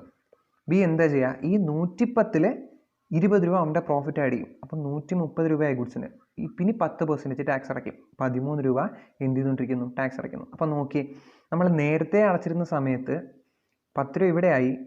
ആ 10ന് മേൽ അവൻ്റെ പ്രോഫിറ്റ് ആയിട്ടുള്ള 20 ആഡ് ചെയ്ത് അപ്പോൾ അതിൻ്റെ മേലാണ് GST വന്നത് 12 രൂപ അല്ലേ. 12 രൂപ വരേണ്ട സ്ഥലത്ത് ഇവിടെ എന്തുവാണ് വന്നത്, 13 രൂപയാണ് വന്നത്. അപ്പോൾ നമ്മൾ നേരത്തെ അടച്ച ടാക്സ് ഇല്ലേ, ആ നേരത്തെ അടച്ച ടാക്സ് ഇതിൽ കോമ്പൻസേറ്റ് ചെയ്താലും ബാക്കി അവൻ എക്സ്ട്രാ ആയിട്ട് 3 രൂപ അടയ്ക്കേണ്ടി വരുന്നു. ഇതാണ് ടാക്സ് ഓൺ ടാക്സ്, ടാക്സിന് മേൽ ടാക്സ്. ഈ സിസ്റ്റം ആയിരുന്നു മുമ്പുണ്ടായിരുന്നത്. ഇതിനെ എലിമിനേറ്റ് ചെയ്തുകൊണ്ടാണ് GST വന്നത്. മനസ്സിലായോ? അപ്പോൾ ഇവിടെ ഈ ടാക്സ് ഓൺ ടാക്സിനെയാണ് കാസ്കേഡിങ് എഫക്റ്റ് എന്ന് പറയുന്നത്. ഞാൻ ഒന്നും കൂടെ പറഞ്ഞുതരാം. നേരത്തെ ആയിരുന്നെങ്കിൽ 100 രൂപയ്ക്ക് മേൽ 10 രൂപ ടാക്സ് അടച്ചിട്ട് 110 രൂപയ്ക്കായിരിക്കും ബിക്ക് വിൽക്കുന്നത്. ബി ഈ 110ൻ്റെ മേലല്ല അവൻ 20 രൂപ പ്രോഫിറ്റ് ആഡ് ചെയ്യുന്നത്. എന്തിനു മേലാണ്, ഈ 100 രൂപയ്ക്ക് മേലാണ് അവൻ എന്ത് ചെയ്യുന്നത്, അവൻ്റെ പ്രോഫിറ്റ് ആയിട്ടുള്ള 20 രൂപ ആഡ് ചെയ്യുന്നത്. 20 രൂപ ആഡ് ചെയ്ത് അതിൻ്റെ വാല്യൂ അഡിഷനും കഴിഞ്ഞപ്പോൾ 120 രൂപയായി. ഈ 120ന് 10% ടാക്സ് 12 രൂപ. മനസ്സിലായില്ലേ? പക്ഷേ 12 രൂപ അടയ്ക്കേണ്ടടുത്ത് അവൻ എന്ത് ചെയ്തു, നേരത്തെ അടച്ച 10 രൂപ കോമ്പൻസേറ്റ് ചെയ്തു. നേരത്തെ 10 രൂപ അടച്ചിട്ടുണ്ട് ഇല്ലേ. ഈ 120 രൂപയുടെ സാധനം 110 രൂപയുടെ സാധനം വാങ്ങിയപ്പോൾ ഓൾറെഡി 100ഉം 10ഉം ആയിട്ട് 10 രൂപ ടാക്സ് അടച്ചിട്ടുണ്ട്. ഈ ടാക്സ് ഇതിൽ കോമ്പൻസേറ്റ് ചെയ്ത് ബാക്കി 2 രൂപയല്ല അടച്ചത് അല്ലേ. 2 രൂപയാണ് ബി എന്ന് പറയുന്ന വ്യക്തി ടാക്സ് അടയ്ക്കേണ്ടി വരുന്നത്. ഇതിനെയാണ് ഇൻപുട്ട് ടാക്സ് ക്രെഡിറ്റ് എന്ന് പറയുന്നത് അല്ലേ. അവൻ ഈ ഇൻപുട്ട് വാങ്ങിയപ്പോൾ അടച്ച ടാക്സിൻ്റെ ക്രെഡിറ്റ് ഇവിടെ കോമ്പൻസേറ്റ് ചെയ്തു. മനസ്സിലായില്ലേ? അവൻ ഈ ഇൻപുട്ട് വാങ്ങിയപ്പോൾ 110 രൂപയ്ക്ക് ഈ സാധനം വാങ്ങിയപ്പോൾ ഇതിലെ 10 രൂപ ഓൾറെഡി അവൻ ടാക്സ് ആയിട്ട് അടച്ചതാണ് ഇല്ലേ. അതാണ് ഇൻപുട്ട് ടാക്സ് ക്രെഡിറ്റ്. ഇതിന് അവൻ അടയ്ക്കേണ്ടിയിരുന്ന 12 രൂപയിൽ നമ്മൾ കോമ്പൻസേറ്റ് ചെയ്തിട്ട് ബാക്കി 2 രൂപ മാത്രം ടാക്സ് അടച്ചാൽ മതി. ഇതാണ് ഇൻപുട്ട് ടാക്സ് ക്രെഡിറ്റ് എന്ന് പറയുന്നത്. മനസ്സിലായില്ലേ? അതായത് നമ്മൾ വിൽക്കാൻ വേണ്ടിയിട്ടുള്ള സാധനം അത് വാങ്ങിയ സമയത്ത്, അല്ലെങ്കിൽ അത് മാനുഫാക്ചർ ചെയ്യാൻ വേണ്ടി കുറച്ച് സാധനങ്ങൾ, മെഷീനറി കാര്യങ്ങളൊക്കെ വാങ്ങിയ സമയത്ത് നമ്മളൊരു നിശ്ചിത പെർസെൻറ്റേജ് ടാക്സ് അടച്ചിട്ടുണ്ടാകും ഇല്ലേ?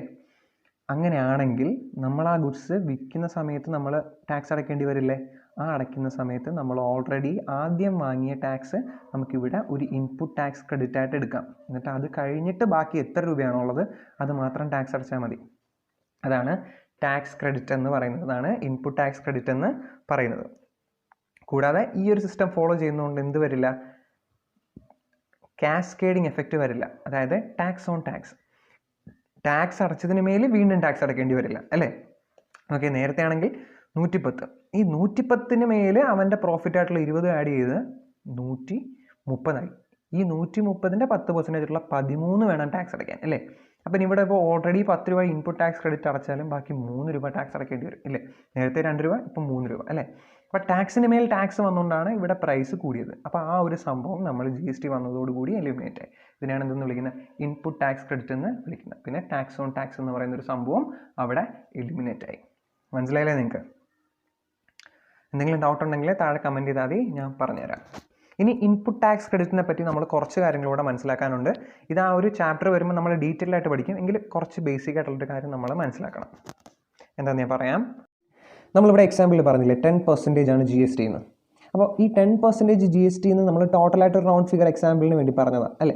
നമ്മൾ നേരത്തെ പറഞ്ഞ എക്സാമ്പിളിൽ ഒന്ന് ആലോചിച്ച് 18% GSTയിൽ 9% CGSTക്കും 9% SGSTക്കുമാണ് നമ്മൾ കൊടുത്തത്. അപ്പോൾ ഇതുപോലെ ഈ 1 ലക്ഷം രൂപയുടെ ഈ സാധനം നമ്മൾ വാങ്ങിയപ്പോൾ, 1 ലക്ഷം രൂപയുടെ ഈ സാധനം മാനുഫാക്ചർ ചെയ്യാൻ വേണ്ടി നമ്മൾ ആദ്യം കുറേ സാധനങ്ങൾ വാങ്ങിയപ്പോൾ നമുക്ക് കുറച്ച് ഇൻപുട്ട് ടാക്സ് ക്രെഡിറ്റ് കിട്ടിയിട്ടുണ്ടായിരുന്നു എന്ന് സങ്കല്പിക്കാം. അതിൽ ഇതേപോലെ ഒരു പെർസെൻറ്റേജ് ആയിരിക്കും. അപ്പോൾ അത് CGST ആവാം, SGST ആവാം, CGST ആവാം, SGST ആവാം. നമ്മളിവിടെ എക്സാമ്പിളിൽ തന്നെ പറയുകയാണെങ്കിൽ ആലോചിക്കുക, ഈ 1 ലക്ഷം രൂപയുടെ സാധനം വേറെ എവിടെയെങ്കിലുമാണ് വാങ്ങിയപ്പോൾ ഒരു CGST ആയിട്ട് ഒരു 5000 രൂപയും SGST ആയിട്ട് ഒരു 5000 രൂപയും ഉണ്ടെന്ന് സങ്കല്പിക്കാം. അപ്പോൾ നമ്മൾ ഇവിടെ അടയ്ക്കേണ്ട ഈ 9000 നമുക്ക് ഇതിൽ നിന്ന് സെറ്റ് ഓഫ് ചെയ്യാം അല്ലേ? അപ്പോൾ ഒന്ന് ആലോചിക്കുക, ഈ CGST ആയിട്ട് യൂട്ടിലൈസ് ചെയ്യണോ അതോ ഈ SGSTയിൽ യൂട്ടിലൈസ് ചെയ്യണോ? അപ്പോൾ അങ്ങനെ ഒരു കോൺഫ്ലിക്റ്റ് അവിടെ ഉണ്ടാവാൻ ചാൻസ് ഉണ്ട്. ഇവിടെ IGST ആണ് വന്നിരുന്നെങ്കിൽ കൺഫ്യൂഷൻ വീണ്ടും കൂടാൻ ചാൻസ് ഉണ്ട്. അപ്പോൾ നമുക്ക് നമ്മുടെ ഒരു കുറച്ച് റൂൾസ് ഉണ്ട്, GSTയിൽ പറയുന്ന കുറച്ച് റൂൾസ് ഉണ്ട്. ആ റൂൾസ് നമ്മളൊന്ന് മനസ്സിലാക്കണം. ആദ്യം നമുക്ക് ആ റൂൾ 2 എന്തൊക്കെയാണെന്ന് നോക്കാം. നമുക്ക് ആദ്യമേ ഈ സാധനം പറയുമ്പോൾ നമുക്ക് കത്തണമെന്നില്ല കേട്ടോ. ഇത് കുറച്ച് നമ്മൾ ചിന്തിക്കേണ്ട ടോപ്പിക്കാണ്. കുറച്ച് ചിന്തിച്ച് കഴിഞ്ഞാലേ നമുക്ക് ഈ സംഭവം മനസ്സിലാകത്തുള്ളൂ. എങ്കിലും നിങ്ങൾ ജസ്റ്റ് ഇപ്പോൾ ഒന്ന് മനസ്സിലാക്കി വെക്കുക. ഞാൻ ഒരു എക്സാമ്പിളൊക്കെ പറഞ്ഞു തരുമ്പോഴത്തേക്ക് മനസ്സിലാക്കാവുന്നതേ ഉള്ളൂ. പറഞ്ഞുതരാം. അതായത് നമുക്കൊരു ഓർഡർ ഉണ്ട്. ഫസ്റ്റ് എന്തുണ്ട്? ഒരു ഓർഡർ ഉണ്ട്. ഈ ഓർഡറിൽ മാത്രമേ നമ്മൾ എന്ത് ചെയ്യാൻ പാടുള്ളൂ? Input tax credit set of ചെയ്യാൻ പാടുള്ളൂ. ഈ ഒരു ഓർഡറിൽ മാത്രമേ നമ്മൾ input tax credit set of ചെയ്യാൻ പാടുള്ളൂ. അതായത് ആദ്യം IGSTയെ യൂട്ടിലൈസ് ചെയ്യുക. ആദ്യം എന്ത് യൂട്ടിലൈസ് ചെയ്യുക? IGSTയെ യൂട്ടിലൈസ് ചെയ്യുക. രണ്ടാമത് CGST യൂട്ടിലൈസ് ചെയ്യുക. അവസാനം മാത്രം SGST യൂട്ടിലൈസ് ചെയ്യുക. മനസ്സിലായോ? ഒന്നാമത്തെ റൂൾ എന്ന് പറഞ്ഞാൽ എന്താണ്? ആദ്യം IGST യൂട്ടിലൈസ് ചെയ്യുക. അതായത് നമ്മൾ സാധനം വാങ്ങിയപ്പോൾ, അതായത് ഇൻപുട്ട് വാങ്ങിയ സമയത്ത് നമ്മൾ IGST പേ ചെയ്തിട്ടുണ്ടെങ്കിൽ ആദ്യം ആ IGSTയെ വേണം നമ്മൾ ലാസ്റ്റ് സെയിൽ ചെയ്യുന്ന സമയത്ത് കൊടുക്കേണ്ട GSTക്ക് മേൽ സെറ്റ് ഓഫ് ചെയ്യാൻ. മനസ്സിലായോ? അപ്പോൾ ആദ്യമേ സെറ്റ് ഓഫ് ചെയ്യേണ്ടത് IGST, അത് കഴിഞ്ഞ് CGST, അത് കഴിഞ്ഞ് മാത്രം SGST ചെയ്യുക. ഈ ഒരു ഓർഡറിൽ മാത്രമേ ചെയ്യാവൂ. ആദ്യമേ CGST ചെയ്യാൻ പാടില്ല, ആദ്യമേ എന്തും ചെയ്യാൻ പാടില്ല, SGST ചെയ്യാൻ പാടില്ല. ആദ്യം IGST, അത് കഴിഞ്ഞ് CGST, അതും കഴിഞ്ഞിട്ട് മാത്രമേ എന്ത് ചെയ്യാൻ പാടുള്ളൂ? SGST ചെയ്യാൻ പാടുള്ളൂ. ഇത് മൂന്നുമാണ് റൂള്. ഇതാണ് ഒന്നാമത്തെ റൂള്. ഇനി രണ്ടാമത്തെ റൂളെന്ന് പറഞ്ഞാൽ CGST SGST പറ്റില്ല, അതുപോലെ SGST CGST ആയിട്ട് സെറ്റ് ചെയ്യാനും പറ്റില്ല. ഇത് രണ്ടും നോട്ട് അലൗഡ്. മനസ്സിലായി? രണ്ടാമത്തെ റൂൾ എന്ന് പറഞ്ഞാൽ ഇതാണ്. അതായത് CGST SGST ആയിട്ട് സെറ്റ് ചെയ്യാൻ പാടില്ല, അതുപോലെ SGST CGST ആയിട്ട് സെറ്റ് ചെയ്യാനും പാടില്ല. നമ്മൾ തുടക്കത്തിൽ ഇൻപുട്ട് ടാക്സ് ക്രെഡിറ്റ് ആയിട്ട് CGST എടുത്തിട്ടുണ്ടെങ്കിൽ അത് ലാസ്റ്റ് നമ്മൾ സെയിൽ ചെയ്യുന്ന സമയത്ത് SGST ആയിട്ട് സെറ്റ് ഓഫ് ചെയ്യാൻ പാടില്ല. അതായത് SGSTക്ക് വേണ്ടി യൂട്ടിലൈസ് ചെയ്യാൻ പാടില്ല. അതുപോലെ വൈസ് വേഴ്സ. ഈ രണ്ട് കാര്യങ്ങളും നമ്മൾ ചെയ്യാൻ പാടില്ല. CGST SGST ആയിട്ടും പറ്റില്ല, SGST CGST ആയിട്ടും പറ്റില്ല. നമുക്ക് സിമ്പിളായിട്ട് ഓർത്ത് വയ്ക്കാൻ വേണ്ടിയിട്ടാണെങ്കിൽ നമ്മുടെ CGST സെൻട്രൽ GST കളക്ട് ചെയ്യുന്നത് നമ്മുടെ സെൻട്രൽ ഗവൺമെൻറ്, അതായത് NDA ഗവൺമെൻറ്, BJP ഗവൺമെൻറ്. അതുപോലെ നമ്മുടെ സ്റ്റേറ്റിലുള്ളത് LDF ഗവൺമെൻറ്. ഇത് രണ്ടും തമ്മിൽ ചേരൂല. മനസ്സിലായില്ലേ? സെൻട്രൽ സ്റ്റേറ്റും തമ്മിൽ ചേരൂല, അതുപോലെ സ്റ്റേറ്റ് സെൻട്രലും തമ്മിൽ ചേരില്ല, സ്റ്റേറ്റ് സെൻട്രലുമായിട്ട് ചേരില്ല. ഈ ഒരു കാര്യം നമ്മൾ ഓർത്ത് വെച്ചേക്കണം. അതായത് നമ്മുടെ LDF ഗവൺമെൻറ് BJP ഗവൺമെൻറ്റുമായിട്ട്, NDA ഗവൺമെൻറ്റുമായിട്ട് ചേരില്ല, അതുപോലെ ആ NDA ഗവൺമെൻറ് നമ്മുടെ LDF ഗവൺമെൻറ്റുമായിട്ടും ചേരില്ല. ഈ ഒരു റൂൾ നമ്മൾ പഠിച്ചു വെച്ചിരിക്കണം. ഇനി ഒരു കാര്യം കൂടെ ഉണ്ട്. അതായത് നമ്മൾ യൂട്ടിലൈസ് ചെയ്യുന്ന സമയത്ത് അതാത് സാധനം ഒന്ന് പറയുകയാണെങ്കിൽ, ആദ്യം നമുക്ക് തുടക്കത്തിൽ IGSTയുടെ ഇൻപുട്ട് ടാക്സ് ക്രെഡിറ്റ് ഉണ്ടെങ്കിൽ നമ്മൾ ലാസ്റ്റ് സെല്ല് ചെയ്യുന്ന സമയത്ത് ആദ്യം IGST ആയിട്ട് സെറ്റ് ഓഫ് ചെയ്തതിന് ശേഷം മാത്രമേ CGST ആയിട്ടും SGST ആയിട്ടും സെറ്റ് ഓഫ് ചെയ്യാൻ പാടുള്ളൂ. ആദ്യമേ IGST ആയിട്ട് സെറ്റ് ഓഫ് ചെയ്തതിന് ശേഷം മാത്രമേ CGSTയും SGST ആയിട്ട് സെറ്റ് ഓഫ് ചെയ്യാൻ പാടുള്ളൂ. അതുപോലെ CGST ഉണ്ടെങ്കിൽ ആദ്യം CGST ആയിട്ട് സെറ്റ് ഓഫ് ചെയ്യുക, അത് കഴിഞ്ഞ് മാത്രം IGST ആയിട്ട് സെറ്റ് ഓഫ് ചെയ്യുക. മനസ്സിലായി? നമുക്ക് SGST ഉണ്ടെങ്കിൽ ആദ്യം SGST ആയിട്ട് സെറ്റ് ഓഫ് ചെയ്യുക, അത് കഴിഞ്ഞിട്ട് മാത്രം IGST ആയിട്ട് സെറ്റ് ഓഫ് ചെയ്യുക. നമുക്ക് അത് നിങ്ങൾക്ക് മനസ്സിലാക്കാൻ കുറച്ച് ബുദ്ധിമുട്ട് കാണും. ജസ്റ്റ് കുഴപ്പമില്ല, നമ്മൾ ഈ ഒരു എക്സാമ്പിൾ നോക്കുമ്പോഴത്തേക്ക് നിങ്ങൾക്ക് ആ കാര്യം സിമ്പിളായിട്ട് മനസ്സിലാവുന്നതേ ഉള്ളൂ. ഞാൻ പറഞ്ഞുതരാം. ഈ ഒരു രണ്ട് കാര്യവും ഞാൻ നേരത്തെ പറഞ്ഞ ഈ മൂന്നാമത് കാര്യവും ഒന്ന് ഓർത്ത് വെച്ചേക്കാം. അതായത് ആദ്യമേ അതാത് ആൾക്കാരുമായിട്ട് സെറ്റ് ഓഫ് ചെയ്തിട്ട് മാത്രമേ പുറത്തോട്ട് പോകാൻ പാടുള്ളൂ എന്നുള്ള കാര്യം ഓർത്ത് വെച്ചേക്കാം. ഈ ഒരു എക്സാമ്പിൾ നോക്കുമ്പോൾ നിങ്ങൾക്ക് കുറച്ചും കൂടെ ക്ലിയർ ആവും. അതായത് പർച്ചേസ് ഡീറ്റെയിൽസ് തന്നിട്ടുണ്ട്. പർച്ചേസ് നടത്തിയത് ഒന്ന് ലോക്കൽ പർച്ചേസ് 20 ലക്ഷം രൂപയുടെ ലോക്കൽ പർച്ചേസ് നടത്തിയിട്ടുണ്ട്. 18% GST. അതുപോലെ ഇൻട്രാ സ്റ്റേറ്റ് പർച്ചേസ് നടത്തിയിട്ടുണ്ട് ഒരു 12 ലക്ഷം. അത് 18% GST സപ്പോസ് ഇരിക്കട്ടെ. ഇനി സെയിൽസ് ഡീറ്റെയിൽസ് തന്നിട്ടുണ്ട്. സെയിൽസ് ഡീറ്റെയിൽസ് ലോക്കൽ സെയിൽസ് 15 ലക്ഷം. അതിനും ഒരു 18% GST. എനിക്ക് ഇൻ്റർസ്റ്റേറ്റ് സെയിൽസ് അതൊരു 15 ലക്ഷം, 18% GST. ഇത് ഇൻട്രാസ്റ്റേറ്റ് അല്ല കേട്ടോ, ഇത് ഇൻ്റർസ്റ്റേറ്റ് ആണേ. Interstate 15% GST. ഇനി നമുക്ക് നോക്കാം അല്ലേ? ഇതാണ് ക്വസ്റ്റ്യൻ. അതായത് ഒരു ഫേം അവർ ലോക്കൽ പർച്ചേസ് ചെയ്ത് 20 lakhsന് 18% GST. ലോക്കൽ പർച്ചേസ് ചെയ്യുന്ന സമയത്ത് അവിടെ വരുന്ന GST ഏതൊക്കെയായിരിക്കും നമുക്കറിയാം. എന്താണ്? SGSTയും CGST, ആ രണ്ട് കാര്യങ്ങളായിരിക്കും വരുന്നത്. അപ്പോൾ നമുക്ക് നോക്കിയേ, അവരുടെ ഇൻപുട്ട് ടാക്സ് എന്തൊക്കെയായിരിക്കും എന്ന്. ഇൻപുട്ട് ടാക്സ് ക്രെഡിറ്റിൻ്റെ കാൽക്കുലേഷനാണ് നമ്മൾ ആദ്യം ചെയ്യുന്നത്. ഇൻപുട്ട് ടാക്സ് ക്രെഡിറ്റിൻ്റെ കാൽക്കുലേഷൻ. ഒന്നാമത്തെ ലോക്കൽ പർച്ചേസ് 20 ലക്ഷത്തിൻ്റെ പർച്ചേസ് ചെയ്തില്ലേ അവർ? 20 ലക്ഷത്തിൻ്റെ പർച്ചേസ് ചെയ്തപ്പോൾ എന്തൊക്കെ സംഭവിച്ചാണ്? ഒരു CGSTയും കാണും, ഒരു SGSTയും കാണും. എത്ര പെർസെൻറ്റേജ്? 18% അല്ലേ? അപ്പം 9% അല്ലേ? 9% ആണ്. അത് ഒരു 1,80,000 രൂപ, അതുപോലെ 1,80,000 രൂപ ഇതുണ്ട് അല്ലേ? ഇനി അതുപോലെ അവരെന്ത് ചെയ്തിട്ടുണ്ട്? ഒരു ഇൻ്റർസ്റ്റേറ്റ് പർച്ചേസ് നടത്തിയിട്ടുണ്ട് ഒരു 12 ലക്ഷത്തിന് അല്ലേ? ഇൻ്റർസ്റ്റേറ്റ് പർച്ചേസ് നടത്തിയിട്ടുണ്ട് ഒരു 12 ലക്ഷത്തിന്. അപ്പോൾ 12 ലക്ഷത്തിൻ്റെ 18% അവിടെ എന്തായിരിക്കും വരുന്നത്? IGST ആയിരിക്കും വരുന്നത്. അപ്പോൾ ഒരു IGST ഉണ്ട്. എത്ര പെർസെൻറ്റേജാണ്? ഫുൾ 18%. എന്തിൻ്റെ 18%? 12 ലക്ഷത്തിൻ്റെ 18%. 12 ലക്ഷത്തിൻ്റെ 18% എന്ന് പറയുമ്പം 2,16,000. അപ്പോൾ ഇത്രയും എമൗണ്ട് അവർ ഓൾറെഡി ടാക്സ് ആയിട്ട് പേ ചെയ്തിട്ടുണ്ട് ഇല്ലേ? CGST ഇനത്തിൽ 1,80,000, SGST ഇനത്തിൽ 1,80,000, അതുപോലെ IGST ഇനത്തിൽ 2,16,000 രൂപ ഓൾറെഡി അടച്ചിട്ടുണ്ട് അല്ലേ? അപ്പോൾ ഇനി ഒരു വിൽക്കുന്ന സമയത്ത് ഈ പെർസെൻറ്റേജ് അടയ്ക്കത്തില്ലേ? GST അടയ്ക്കുമ്പോൾ നമുക്ക് ഇതിൻ്റെ ടാക്സ് ക്രെഡിറ്റ് ഇവിടെ യൂട്ടിലൈസ് ചെയ്യാമെന്ന് നമ്മൾ പറഞ്ഞു. ഇനി അതെങ്ങനെയാണ്? നമ്മുടെ റൂൾ അനുസരിച്ചിട്ട് വേണം ചെയ്യാൻ. അപ്പോൾ നമ്മൾ സെയിൽ ചെയ്യുന്ന സമയത്ത് എന്തൊക്കെയാണ് വരുന്നതെന്ന് നമുക്ക് നോക്കാം. സെയിൽ ചെയ്യുന്ന സമയത്ത് വരുന്നത് എന്തോ? ഒന്നാമത് വരുന്നത് ഇവിടെ ലോക്കൽ സെയിലും ഉണ്ട്, ഇൻ്റർസ്റ്റേറ്റ് സെയിലും ഉണ്ട്. ലോക്കൽ സെയിലും ഉണ്ട്, ഇൻ്റർസ്റ്റേറ്റ് സെയിലും ഉണ്ട്. അപ്പോൾ നമുക്ക് നോക്കാം. ആദ്യമേ 15 ലക്ഷത്തിൻ്റെ ലോക്കൽ സെയിൽ ചെയ്യുന്ന സമയത്ത് എന്തായിരിക്കും വരുന്നത്? ഒരു CGST വരും, SGST വരും, SGST വരും. എത്ര പെർസെൻറ്റേജ് വെച്ചിട്ട്? 9%. കാരണം 18ൻ്റെ പകുതി 9%. അത് എത്ര രൂപയാണ്? 15 ലക്ഷത്തിൻ്റെ 9% എന്ന് പറയുമ്പോൾ 1,35,000 വരില്ലേ? വരും. ഈ എമൗണ്ടാണ് അവർ ടാക്സ് ആയിട്ട് അടയ്ക്കേണ്ടി വരുന്നത്. അതുപോലെ അവർ 15 ലക്ഷത്തിൻ്റെ ഇൻ്റർ സ്റ്റേറ്റ് സെയിൽ നടത്തിയിട്ടില്ല. അപ്പോൾ IGST വരും. IGST എത്ര ശതമാനം? ഫുൾ 18% വരും. ഫുൾ 18%. എത്രയാണ്? 15 ലക്ഷത്തിൻ്റെ 18% എന്ന് പറയുമ്പോഴത്തേക്ക് 2,70,000 രൂപ. 2,70,000 രൂപ. അപ്പോൾ അവർ ഈ എമൗണ്ടാണ് ഓൾറെഡി അടയ്ക്കാനുള്ളത്. ഒന്ന് നമുക്ക് മാറ്റി എഴുതി നോക്കാം. IGST അടയ്ക്കണം, CGST അടയ്ക്കണം, SGST അടയ്ക്കണം അല്ലേ? IGST ഇനത്തിൽ എത്ര രൂപയാണ് അവർ അടയ്ക്കേണ്ടത്? 2,70,000 രൂപ അടയ്ക്കണം അല്ലേ? 2,70,000 രൂപ ഒരു IGST ഇനത്തിൽ അടയ്ക്കണം. അതുപോലെ 1,30,000 1,30,000 രൂപ ഇവർ CGST SGST ഇനത്തിലും ഇവർ അടയ്ക്കണം.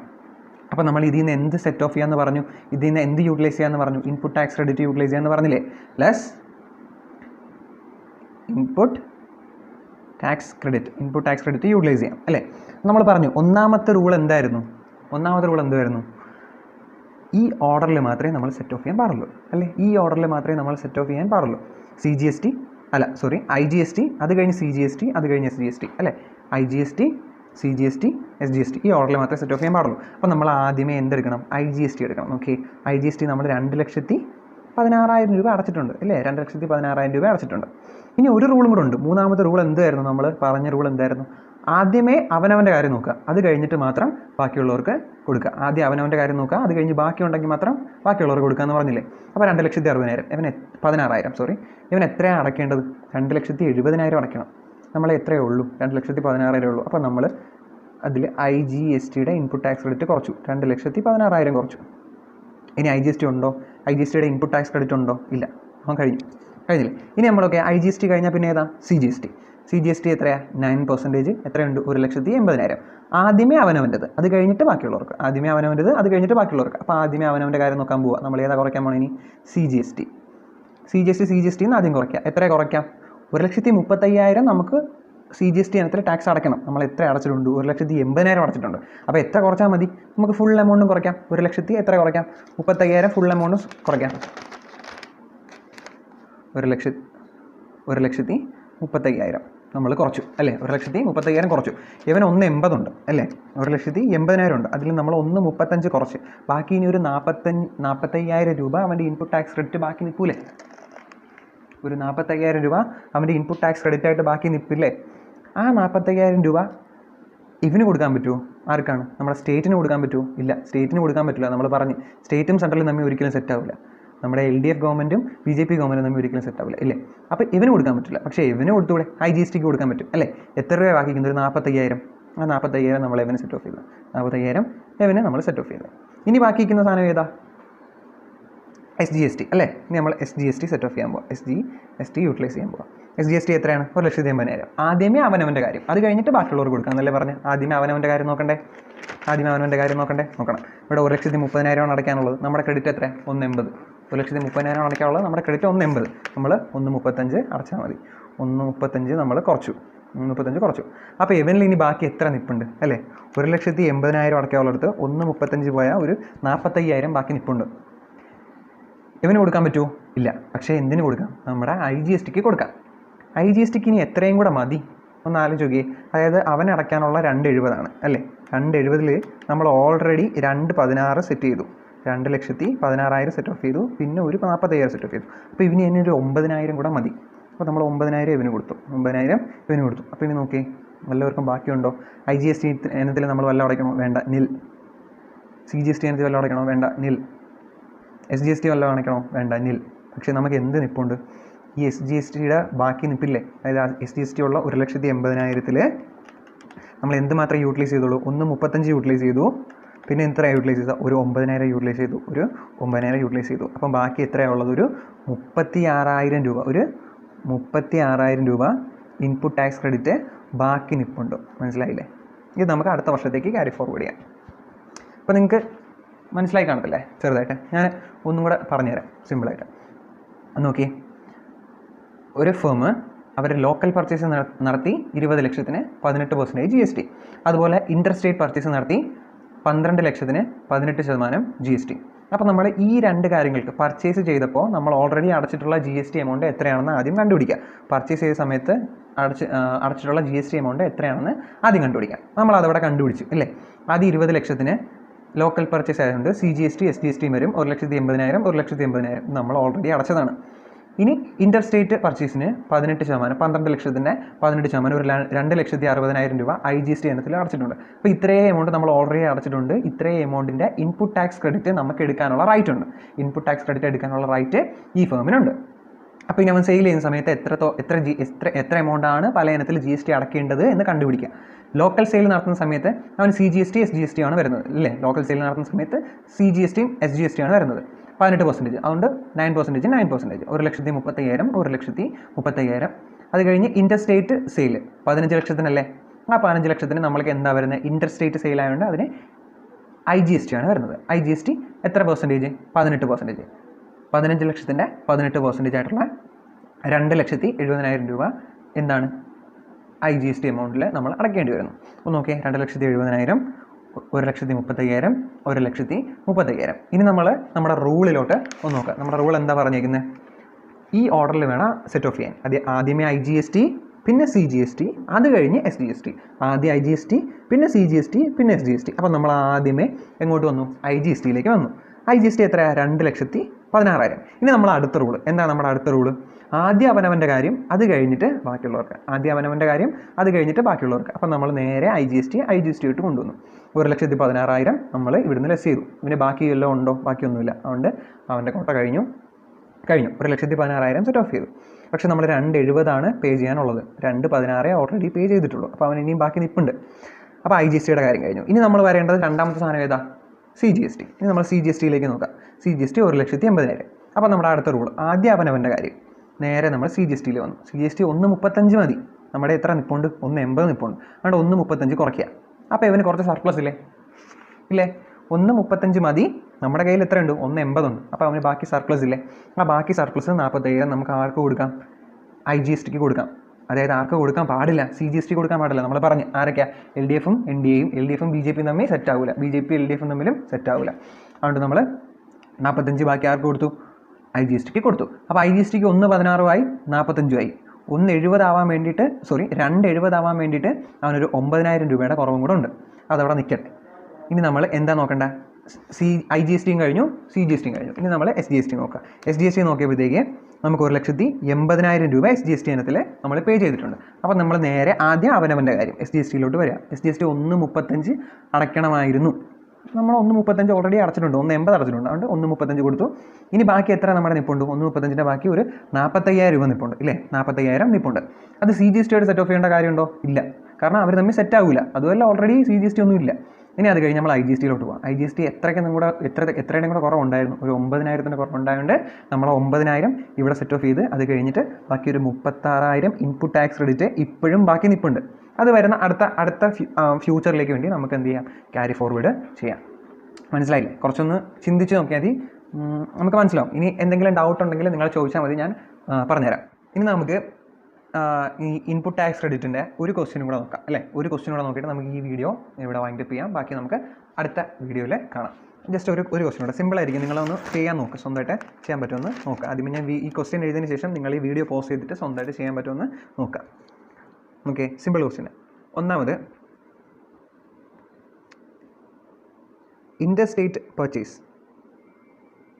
50 ലക്ഷം. ഇൻ്റർ സ്റ്റേറ്റ് പർച്ചേസ് 50 ലക്ഷം. ഇതിൽ വരുന്ന IGST 12%.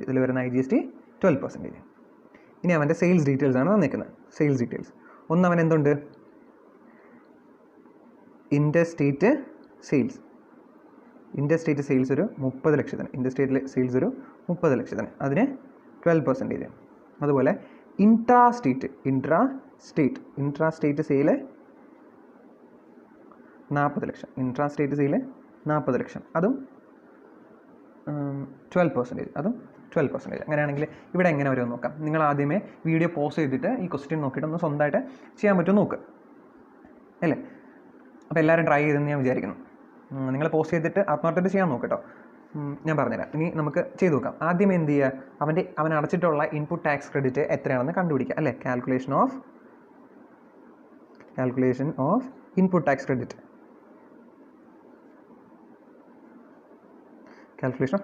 ക്രെഡിറ്റ്. എന്താണ്, ഒരു 50 ലക്ഷം രൂപയുടെ സാധനം മാത്രമേ അവൻ പർച്ചേസ് ചെയ്തിട്ടുള്ളൂ. അത് ഇൻ്റർ സ്റ്റേറ്റ് ആണ്. അപ്പോൾ അവിടെ വരുന്നത് എന്താ, IGST. ഇൻ്റർ സ്റ്റേറ്റ് ആണ്, അവിടെ വരുന്നത് എന്താ, IGST 12%. അപ്പോൾ നമ്മൾ അടച്ചിട്ടുള്ളത് ഒരു 50 ലക്ഷത്തിന് 50 ലക്ഷത്തിന് IGST എത്ര പെർസെൻറ്റേജ്? 12% അല്ലേ? 50 ലക്ഷത്തിന് IGST അവൻ എത്രയാണ് അടച്ചിട്ടുള്ളത്? 12%. 50 ലക്ഷത്തിന് 12% എന്ന് പറഞ്ഞാൽ എത്രയാണ്? 6 ലക്ഷം. അപ്പോൾ ഇത് മാത്രമാണ് അവൻ്റെ ഇൻപുട്ട് ടാക്സ് ക്രെഡിറ്റ് അല്ലേ? ഇത് മാത്രമാണ് അവൻ്റെ ഇൻപുട്ട് ടാക്സ് ക്രെഡിറ്റ്. ഇനി അവൻ സെയിൽ ചെയ്യുന്ന സമയത്ത് എത്ര രൂപ വരുമെന്ന് നമുക്ക് നോക്കാം. സെയിൽ ചെയ്യുന്ന സമയത്ത് അവൻ എന്തൊക്കെ വരുമെന്ന് നമുക്ക് നോക്കാം. സെയിൽ ചെയ്യുന്ന സമയത്ത് അവൻ ഒരു 30 ലക്ഷം സെയിൽ ചെയ്തു. ഇൻ്റർ സ്റ്റേറ്റ് ആണ് അല്ലേ? ഇൻ്റർ സ്റ്റേറ്റ് വരുമ്പോൾ അവിടെ വരുന്നത് എന്താ? IGST അല്ലേ? IGST വരും. IGST എത്രയാണ്? 30 ലക്ഷത്തിന് 12%. 30 ലക്ഷത്തിന് 12% എന്ന് പറഞ്ഞാൽ 3,60,000. 3,60,000 അല്ലേ? അതുപോലെ ഇൻട്രാസ്റ്റേറ്റ് എന്ന് പറഞ്ഞാൽ വിത്തിൻ ദ സ്റ്റേറ്റിലാകുമ്പോഴത്തേക്ക് എന്തൊക്കെയാണ് വരുന്നത്? SGST വരും, CGST വരും. SGST വരും, CGST വരും. 12% അല്ലേ? 12 പകുതി എന്ന് പറഞ്ഞാൽ 6%. 6% എന്ന് പറഞ്ഞാൽ എത്രയാണ്? 2,40,000. അതുപോലെ 2,40,000 അല്ലേ? 2,40,000 SGSTയും 2,40,000 CGST ആണ് വരുന്നത്. അപ്പോൾ ഇവിടെ CGST, SGST, IGST എത്രയാണ്? 3,60,000. CGST എത്രയാണ്? 2,40,000. ഇവിടെയും 2,40,000. ഇനി നമ്മൾ സെറ്റ് ഓഫ് ചെയ്യേണ്ടേ? Less input tax credit. ആദ്യം നമ്മുടെ റൂള് പ്രകാരം ആദ്യം എടുക്കേണ്ടത് ഏതാണ്? ആദ്യം എടുക്കേണ്ടത് IGST. കാരണം പക്ഷേ ഇവിടെ നോക്കി, ഇവിടെ IGST മാത്രമേ ഉള്ളൂ, നമുക്ക് വേറെ ഒന്നുമില്ല. ഇപ്പോൾ ഇവിടെ IGST അല്ല, CGST മാത്രമേ ഉള്ളൂ. CGST മാത്രമുള്ള സിറ്റുവേഷൻ വരില്ല. IGST കാരണം CGST വന്നാൽ കറസ്പോണ്ടൻ്റ് എന്തും വരും, SGSTയും അവിടെ വരും. CGST SGST ഒരുമിച്ച് വരത്തുള്ളൂ. മനസ്സിലായില്ലേ? അപ്പോൾ നമ്മുടെ റൂൾ അനുസരിച്ച് ഫസ്റ്റ് IGST എടുക്കുക, അല്ലെങ്കിൽ ഇവിടെ IGST മാത്രമേ ഉള്ളൂ. അപ്പോൾ നമ്മൾ IGST മാത്രം എടുത്ത് 6 ലക്ഷം. ആദ്യം അവൻ്റെ കാര്യം ആദ്യം IGST ആയിട്ട് സെറ്റ് ഓഫ് ചെയ്യുക. ഇവിടെ 3,60,000 പോരെ? അപ്പോൾ 3,60,000 സെറ്റ് ഓഫ് ചെയ്തു. അപ്പോൾ ഇവനിവിടെ ഒന്നുമില്ല, സീറോ, ഒന്നുമില്ല. ഇനി ബാക്കി എത്ര നിൽപ്പുണ്ട്? അതായത് 6 ലക്ഷത്തിൽ നിന്ന് 3,60,000 നമ്മൾ കളഞ്ഞാൽ ബാക്കി ഒരു 2,40,000 നിൽപ്പുണ്ട് അല്ലേ? അത് നമുക്ക് CGST ആയിട്ട് സെറ്റ് ഓഫ് ചെയ്യണമെങ്കിൽ അങ്ങനെയും ചെയ്യാം, SGST ആയിട്ട് സെറ്റ് ഓഫ് ചെയ്യണമെങ്കിൽ അങ്ങനെ ചെയ്യാം. നമ്മുടെ ഇഷ്ടമാണ്. ആ റൂള് ഇവിടെ ഓർത്ത് വയ്ക്കുക. അതായത് IGST നമുക്ക് IGST സെറ്റ് ഓഫ് ചെയ്ത് കഴിഞ്ഞിട്ട് ബാക്കിയുള്ള ഇൻപുട്ട് ടാക്സ് ക്രെഡിറ്റിനെ CGST ആയിട്ടും സെറ്റ് ഓഫ് ചെയ്യാം, SGST ആയിട്ടും സെറ്റ് ഓഫ് ചെയ്യാം. അതിന് ഒരു റൂളൊന്നുമില്ല. അതായത് ഇത്രയേ സെറ്റ് ഓഫ് ചെയ്യാൻ പാടുള്ളൂ, ഇത്ര പെർസെൻറ്റേജ് സെറ്റ് ഓഫ് ചെയ്യണം, അങ്ങനെ റൂളൊന്നുമില്ല. നമുക്ക് ഇഷ്ടമുള്ള രീതിയിൽ സെറ്റ് ഓഫ് ചെയ്യാം. അപ്പോൾ നോക്കി, നമുക്ക് 2,40,000 ഇല്ല, നമുക്ക് പകുതിയായിട്ടും കൊടുക്കാം. അതായത് 1,20,000 ഇവന്, 1,20,000 ഇവന് കൊടുത്തു കഴിഞ്ഞാൽ ബാക്കി പേ ചെയ്യേണ്ടത് എത്രയാണ്? 1,20,000, 1,20,000. കണ്ടോ? ഇതാണ് ടാക്സബിൾ CGST, ടാക്സബിൾ SGST. മനസ്സിലായി? വേണമെങ്കിൽ ഒരു കുട്ടിക്ക് നമുക്ക് വേണമെങ്കിൽ ഇങ്ങനെ ചെയ്യാം. എങ്ങനെ? ഈ 2,40,000 നേരിട്ട് CGSTക്ക് മാത്രം കൊടുത്തോ കുഴപ്പമില്ല. അങ്ങനെയാണെങ്കിൽ അവൻ SGST എന്ന ഇനത്തിൽ എത്ര അടയ്ക്കേണ്ടി വരും? 2,40,000 അല്ല, 2,40,000 മൊത്തം അടയ്ക്കേണ്ടി വരും. മനസ്സിലായില്ലേ? അപ്പോൾ നിങ്ങൾക്ക് എന്തെങ്കിലും ഒരു ഡൗട്ട് ഉണ്ടെങ്കിൽ നിങ്ങൾ വീഡിയോയിൽ കമൻറ്റ് ചെയ്യുക, സപ്പോർട്ട് ചെയ്യുക. നിങ്ങളെ റെസ്പോൺസ് അനുസരിച്ചിട്ടായിരിക്കും നമ്മൾ ഭാവിയിൽ വീഡിയോസ് ചെയ്യുന്നത്. എന്തെങ്കിലും ഡൗട്ടോ കാര്യങ്ങളോ അങ്ങനെ എന്തെങ്കിലും ഉണ്ടെങ്കിൽ നിങ്ങൾ ഉറപ്പായിട്ടും ചോദിക്കുക. അപ്പോൾ നമുക്ക് അടുത്ത വീഡിയോയിൽ കാണാം.